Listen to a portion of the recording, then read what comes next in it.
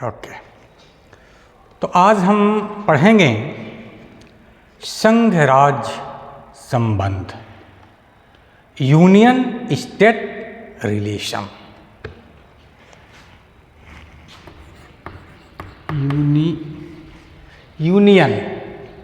Union state relation, ये भी नहीं है, यू है, यूनियन संघ राज्य संबंध। तो भारतीय संविधान का अनुच्छेद 1 क्या कहता है? भारतीय संविधान का अनुच्छेद 1 कहता है, भारत को राज्यों का संघ घोषित किया गया है। भारतीय संविधान का अनुच्छेद 1 भारत को राज्यों का संघ घोषित करता है, यानी यूनियन ऑफ स्टेट्स। भारतीय संविधान का अनुच्छेद 1 भारत को क्या घोषित करता है? भारतीय संविधान का अनुच्छेद 1 भारत को राज्यों का संघ, भारत को राज्यों का संघ घोषित करता है। ठीक है, union of states, union of state Bharat को राज्यों का संघ घोषित करता है, यूनियन ऑफ स्टेट। कौन सा अनुच्छेद? भारतीय संविधान का अनुच्छेद 1। ठीक है, तो इस प्रकार हम क्या कह सकते हैं? भारतीय संविधान कैसा है? इस प्रकार भारतीय संविधान मूल रूप से संघीय है। भारतीय संविधान कैसा है? भारतीय संविधान मूल रूप से कैसा है? संघीय। भारतीय संविधान मूल रूप से संघीय है। एक बार हम फिर जाते हैं इस पे। भारतीय संविधान का अनुच्छेद 1 भारत को राज्यों का संघ कहता है। इस प्रकार भारतीय संविधान मूल रूप से क्या है? संघीय है। अब वर्तमान में भारत में कितने राज्य हैं या कितने केंद्रीय राज्य हैं या संघ शासित राज्य हैं, इसको देखें हम। तो वर्तमान में भारत में 28 राज्य हैं और 8 केंद्रीय राज्य हैं। ठीक है, तो या केंद्र शासित राज्य हैं, इसे कर लीजिए हम। 8 क्या है? केंद्र शासित राज्य है। ठीक है, 28 राज्य है और 8 क्या है? केंद्र शासित राज्य है। भारत में जो है, भारत के संघीय व्यवस्था में कुल 28 राज्य है और 8 केंद्र शासित राज्य है। लेकिन भारतीय संविधान में फेडरेशन शब्द का कहीं भी प्रयोग नहीं किया गया है। फेडरेशन, भारतीय संविधान में फेडरेशन शब्द का जो है कहीं भी प्रयोग नहीं किया गया है। कौन सा शब्द का प्रयोग किया गया है? यूनियन शब्द का प्रयोग किया गया है। फेडरेशन शब्द का प्रयोग नहीं किया गया है। किसका किया गया है? यूनियन शब्द का प्रयोग किया गया है।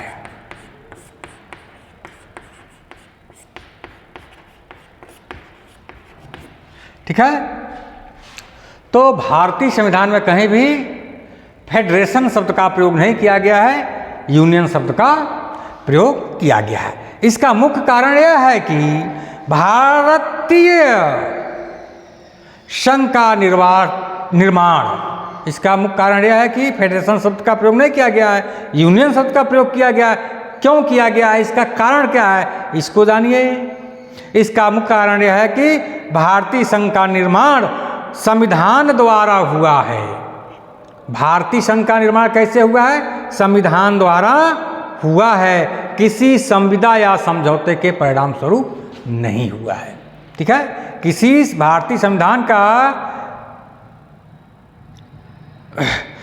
भारतीय संघ का निर्माण किसके द्वारा हुआ है, संविधान द्वारा हुआ है, किसी संविदा या समझौतों के द्वारा नहीं हुआ है। न तो इसे कभी समाप्त किया जा सकता है और न ही राज्य इकाइयाँ इससे अलग हो सकती हैं। न तो इसे कभी समाप्त किया जा सकता है और न तो राज्य की इकाइयाँ इससे कभी अलग हो सकती हैं। अब भारतीय संघीय प्रणाली की अवधारणा कहाँ से लिया गया है, इसको भी जाने हम। भारतीय संघीय प्रणाली की अवधारणा कहाँ से लिया गया है, इसे भी हम जाने। तो भारतीय संघीय प्रणाली की अवधारणा कनाडा के संविधान से लिया गया है। तो भारतीय संघीय प्रणाली की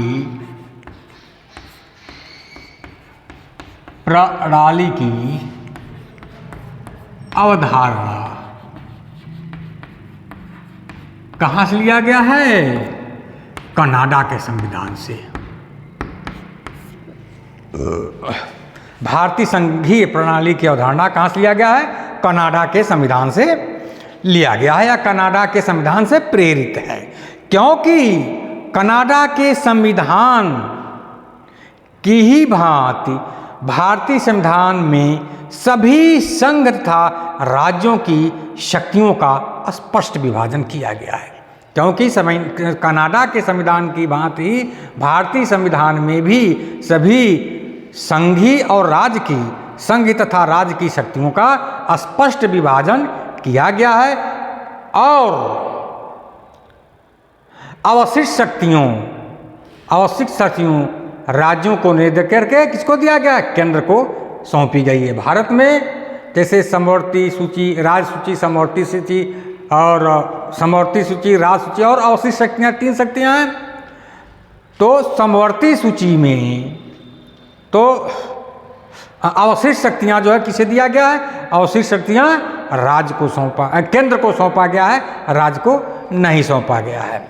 समवर्ती सूची पर संघ राज्य दोनों विधि निर्माण कर सकते हैं। संघ सूची, राज्य सूची और समवर्ती सूची है, तो समवर्ती सूची में संघ भी विधि का निर्माण कर सकता है, राज्य भी विधि का निर्माण कर सकता है। लेकिन किन्हीं परिस्थितियों में यदि दोनों में टकराव की स्थिति उत्पन्न हो जाती है, तो ऐसी स्थिति में संसद द्वारा बनाई गई विधि को वरीयता प्रदान किया जाता है। तब राज्य द्वारा बनाई गई विधि के नहीं, संसद द्वारा बनाई गई विधि को ही वरीयता प्रदान की गई। इस प्रकार संविधान द्वारा केंद्र को अधिक विधायी शक्ति देकर एक सबल केंद्र की स्थापना का प्रयास किया गया है। अब समवर्ती सूची की अवधारणा कहाँ से लिया गया है, तो समवर्ती सूची की अवधारणा ऑस्ट्रेलिया के संविधान से प्रेरित है। समवर्ती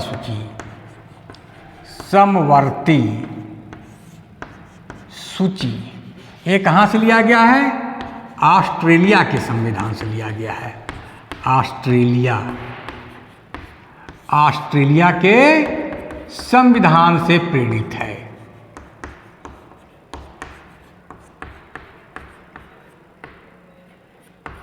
ठीक है, समवर्ती सूची कहाँ से लिया गया है, समवर्ती सूची जो है ऑस्ट्रेलिया के संविधान से प्रेरित है। अब यद्यपि भारतीय संविधान में संघात्मक संविधान के सारे लक्षण विद्यमान है, भारतीय संविधान में जो है संघात्मक संविधान के सारे लक्षण विद्यमान है, परंतु वास्तविकता यह है कि यह केंद्र की ओर अधिक झुका हुआ है। देखिएगा भारतीय संविधान में क्या विद्यमान है, भारतीय संविधान में संघात्मक संविधान के सारे लक्षण विद्यमान हैं, लेकिन यह केंद्र की तरफ अधिक झुका हुआ है। और संकट के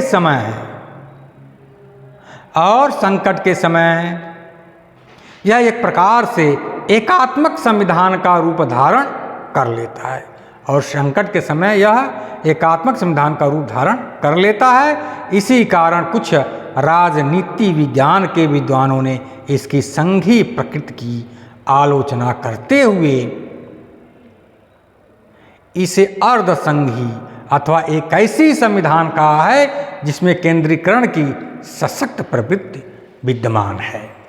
इस प्रकार भारतीय संविधान में परिसंघीय प्रणाली को भारत की एक विशेष परिस्थितियों के अनुसार, इस प्रकार भारतीय संविधान में संघीय प्रणाली को भारत की विशेष परिस्थितियों के अनुसार लागू करके संविधान निर्माताओं ने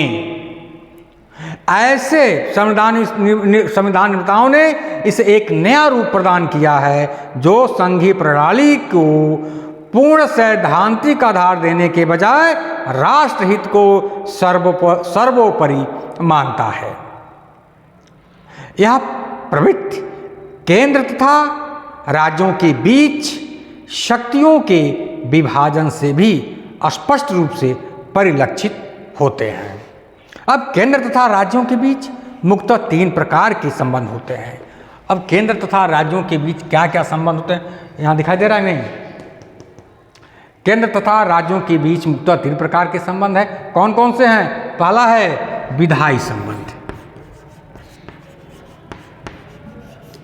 विधायी संबंध, ठीक है, लेजिस्लेटिव रिलेशन,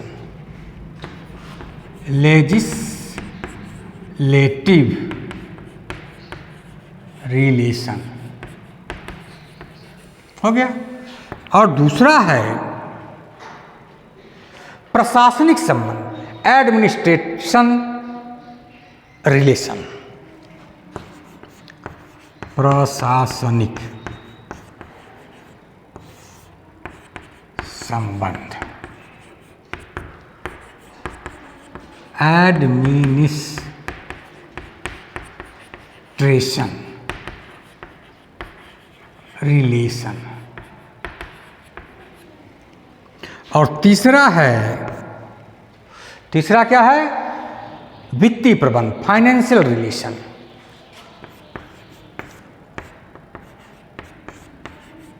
वित्तीय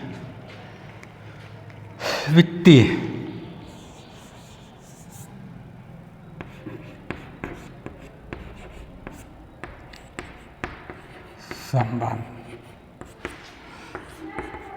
फाइनेंशियल रिलेशन,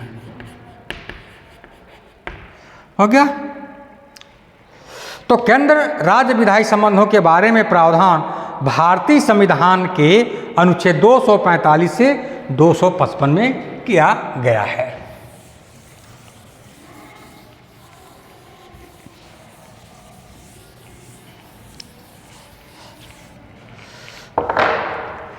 केंद्र राज्य संबंध के बारे में भारतीय संविधान के अनुच्छेद 245 से 255 में किया गया है। जबकि प्रशासनिक संबंधों के बारे में प्रावधान अनुच्छेद 256 से 263 में तथा वित्तीय उपबंधों के बारे में प्रावधान अनुच्छेद 264 से 293 में किया गया है। तो प्रशासनिक केंद्र राज्य संबंध,